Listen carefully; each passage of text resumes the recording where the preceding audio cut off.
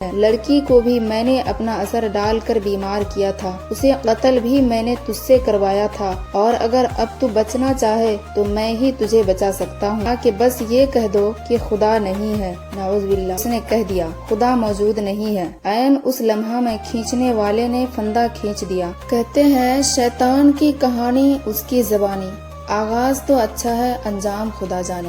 ایک سچا واقعہ، ذرا غور سے سنیے گا۔ شیطان کے مکر و فریب کے بارے میں حدیث پاک میں بہت ہی عجیب واقعہ آیا ہے، ابن عامر ہے۔ یہ واقعہ تلبیس ابلیس میں بھی نقل کیا گیا ہے۔ بنی اسرائیل میں برسیسا نامی ایک راہب تھا۔ اس وقت بنی اسرائیل میں اس جیسا کوئی عبادت گزار نہیں تھا۔ اس نے ایک عبادت خانہ بنایا ہوا تھا، وہ اسی میں عبادت میں مست رہتا تھا۔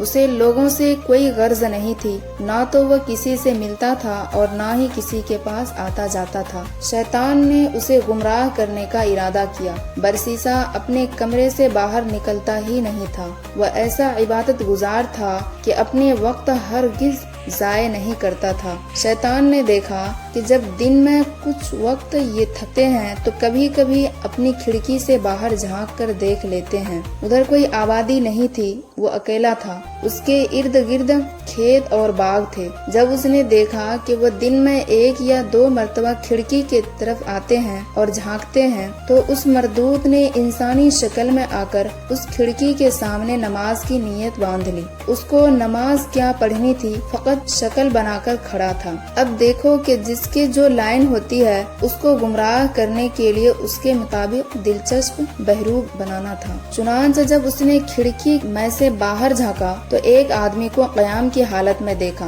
وہ بڑا حیران ہوا۔ جب دن کے دوسرے حصے میں اس نے دوبارہ ارادتاً باہر دیکھا تو وہ رکوع میں تھا۔